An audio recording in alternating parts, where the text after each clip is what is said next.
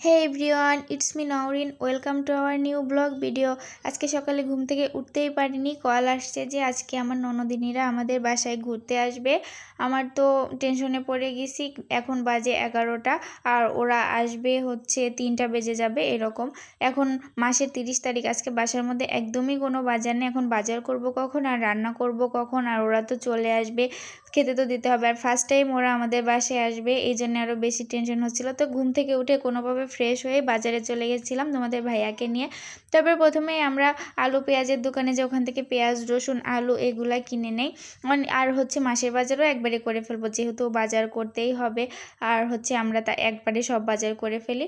তারপরে তো কাঁচা সবজির দোকানে আসছিলাম, এখানে আমরা হচ্ছে কাঁচা সবজি কিনে নিয়েছিলাম কিছু, শসা বেগুন মরিচ পেঁয়াজ রসুন, যেহেতু বাসায় কিছুই নাই সব কিছুই কিনতে হবে। তারপরে আমরা মুদি দোকানে চলে যাই, এখানে তো অনেক মশলাপাতি তেল লবণ এগুলা কিনতে হবে। এখান থেকে আমরা যা যা লাগে লিস্ট করে সব কিছুই নিয়ে নিয়েছিলাম। আর আমরা সবসময় এই আঙ্কেলের দোকানে থেকেই বাজার করি সব কিছু, মাসও শেষ হয়ে যায় এই আঙ্কেলের কাছে আসি।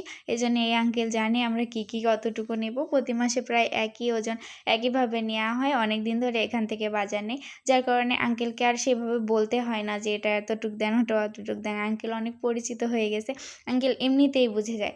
তারপরে আমরা বাসায় চলে আসছি। এই তো আমরা ইলিশ মাছ নিয়েছিলাম অনেকগুলা, গরুর মাংস নিয়েছিলাম অনেকগুলা, তারপরে হচ্ছে বাটা মাছ নিয়েছিলাম। মাছ মাংস একটু সব কিছু কমই নিয়েছি, কারণ হচ্ছে ওদের জন্যই নিয়েছি এগুলা।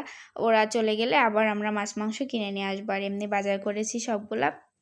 তারপরে এগুলাই আমি নিয়ে আসে প্যাকেট করতেছিলাম ফ্রিজে রাখার জন্য। আর এই তো আমার এইগুলাই হালকা পাতলা বাজার করা হয়েছে, আজকে অত বাজার করা হয়নি যেহেতু মাসের 30 তারিখ, এখনও বেতন পাওয়া হয়নি। তারপরে আমি এখানে যা যা রান্না করব সব মরিচ পেঁয়াজ একেবারে কেটে নিয়েছিলাম। একেবারে কেটে নিলেই আমার কাছে ভালো হয়, কারণ রান্না করতে যাই একটা একটা করে কাটতে ভালো লাগে না, আর হচ্ছে সময়ও লাগে, দেরি হয়ে যায় আমার মনে হয়। এই জন্য আমি সব একেবারে ধুয়ে কেটে রেডি করে নিয়ে একেবারে রান্না করতে চাই। এখানে আমি ডিম ভুনা করব, এই জন্যে কিছু ডিম সিদ্ধ করে নিয়েছিলাম আর ডাউল সিদ্ধ করে নিয়েছিলাম। একটা ডিম দেখলাম যে ফেটে গেছে, হয়তো হচ্ছে ডিমটা ফাটা ছিল, এই জন্য সিদ্ধ করতে যাই ফেটে গেছে।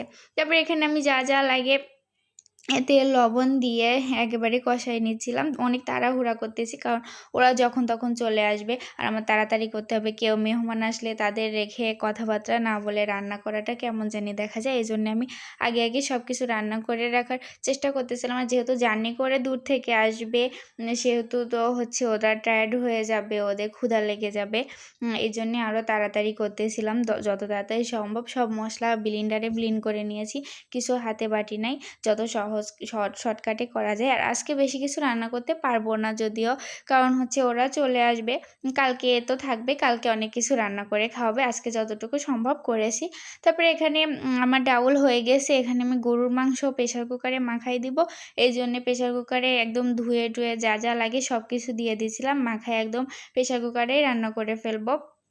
এই তো আমি আর গরুর মাংস প্রায় সব কিছু দেওয়া শেষ, এখন আমি এটা হাতে মাখাই দিব। আর এই মরিচের গুঁড়াটা এত ঝাল ছিল, মাখানোর পরে তো আমি প্রায় 1 ঘন্টা কান্না করেছি, এত হাত জ্বলতেছিল, মানে কি বলবো, আমার কখনো মানে আগেও মাখাইছি এত বেশি হাত জ্বলেনি। যে আঙ্কেল বলে দিছিল যে এটা হচ্ছে অনেক ঝাল হবে, কম করে দিও। আর আমার ননদিনীরা অনেক কম ঝাল খায়, ওরা তো হচ্ছে এইটুকু ঝাল দিয়েছি তাই খেতে পারতেছিল না। তো তারপরে এই তো আমার মাংস মাখানো শেষ, ওটা আমি তুলে দিয়েছি। আর এদিকে আমার ডিম ভুনাও হয়ে গিয়েছে, আর করেছিলাম বেগুনের চপ ভাজি, আর কিছু করি নাই। সো আজকের ভিডিও এ পর্যন্তই, টাটা।